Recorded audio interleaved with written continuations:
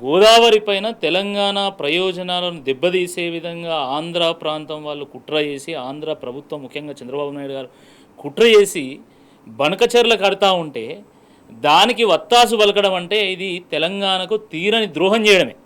మీకు తెలుసు, ఒకనాడు తెలంగాణ ఉద్యమంలో చిన్న పిల్లాడు సైతం పాల్గొన్నాడు. 10th క్లాస్ పిల్లలు కూడా పాల్గొన్నారు. రాస్తారోకోలు చేసిండ్రు, ధర్నాలు చేసిండ్రు. కానీ ఆ సమయంలో తెలంగాణ ఉద్యమానికి మద్దతుగా నిలవాల్సింది పోయి, ఈ ప్రాంత బిడ్డ ఇక్కడ పుట్టి ఈ ఉప్పు తిని ఈ నీళ్లు తాగి ఈయన రైఫిల్ అందుకొని ఉద్యమకారుల మీదకి ఎక్కుపెట్టడం జరిగింది. అంటే ఆయనకి ఎప్పుడు కూడా తెలంగాణ ఈ ప్రజల మీద కానీ ప్రేమ లేదు. కాబట్టి ఇప్పుడు కూడా ఒకవైపు ఆంధ్ర ప్రాంతం వాళ్ళు గోదావరి నీళ్ళని తరలించకపోతే తర్వాత మళ్ళీ అంటే ఇప్పుడు 200 టీఎంసీలు అంటాను, కానీ యాక్చువల్గా వాళ్ళు కడుతున్నది 400 టీఎంసీలకు సంబంధించిన ఒక రిజర్వాయర్ కడుతున్నారు. వాళ్ళు బొల్లేపల్లి రిజర్వాయర్ నుంచి వెళ్ళి అక్కడ నుండి మళ్ళీ ఈ బనకచెర్ల హెడ్ రెగ్యులేటర్ నుంచి వెళ్ళి మొత్తం రాయలసీమ ప్రాంతాన్ని మొత్తము ఆ నీళ్ళతోని పారించడానికి వాళ్ళు ఒక కుట్ర చేస్తున్నారు. వాస్తవానికి ఏంది, గోదావరి నీళ్ళల్లో మనకు 968 టీఎంసీలు కేటాయించగా వాళ్ళకు 512 టీఎంసీలు కేటాయించారు. కానీ ఈ కేటాయింపులకు అదనంగా 3000 టీఎంసీల నీళ్లు ఈరోజు గోదావరిలో కలుస్తున్నాయి.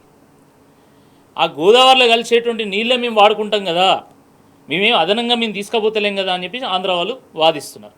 కానీ ఇక్కడ ప్రమాదం ఏంటంటే ఆ 3000 టీఎంసీల నీళ్ళల్లో కూడా తెలంగాణకు వాటా ఉంటుంది. ఇది మర్చిపోయి 968 టీఎంసీలు మీరు ఆల్రెడీ కేటాయించలేదు, అది ఇస్తే చాలు, మాకు మిగతా నీళ్ళతో మాకు సంబంధం లేదంటాడు. అంటే భవిష్యత్తు అవసరాలు ఉన్నాయా? తెలంగాణ జనాభా 24 కోట్లు. దాని తర్వాత మనకు పెద్ద ఒక కాస్మోపాలిటన్ సిటీ ఉంది హైదరాబాద్. ప్రపంచంలో ఉన్నటువంటి వివిధ దేశాల నుండి వచ్చి ఈరోజు ఇక్కడ జీవిస్తూ ఉన్నారు. ముఖ్యంగా భారతదేశంలో వివిధ రాష్ట్రాల నుంచి వచ్చి ఇక్కడ పెట్టుబడులు పడి ఇక్కడ బిజినెస్ చేస్తున్నటువంటి వాళ్ళు చాలామంది ఉన్నారు. 1 కోటి మంది జనాభాకు పైగా ఈరోజు హైదరాబాద్ దాటుతూ ఉంది. కాబట్టి ఇక్కడ అవసరాల దృష్ట్యా ఆ అదనపు జలాలు ఏదైతుందో ఆ వరద జలాల్లో కూడా మాకు వాటా కావాలని కేసీఆర్ గారు వాదిస్తే ఈయనేమంటున్నాడు, 968 టీఎంసీలు మాకు కేటాయించాలి కదా, దానికి అదనంగా అంటే ఒక 1000 టీఎంసీలకు అదనంగా ఏమున్నా మీరు తీసుకోండి. అంటే ఇంత అవగాహన రాహిత్యం. ఇట్లా కనుక తీసుకొని వాళ్ళ రిజర్వాయర్ కట్టుకుంటే ఏమవుతుంది, 512 టీఎంసీలు కాదు, రేపు మీ అదనంగా కట్టుకున్నటువంటి ఈ ప్రాజెక్టులో కూడా మాకు నీటిని కేటాయించాలని చెప్పి వీళ్ళు ట్రిబ్యునల్కి వెళ్తారు. ట్రిబ్యునల్ ఏం చేస్తుంది, ఆల్రెడీ కట్టినటువంటి ప్రాజెక్ట్ ఎండిపోతుంది కదా, కాబట్టి దాన్ని కేటాయింపు చేయాలి అని చెప్పేసి 512 కాస్త దాన్ని పెంచేటువంటి ప్రమాదం ఉంది. భవిష్యత్తు తెలంగాణ అవసరాలకు గండిపడేటువంటి అవకాశం ఉంది.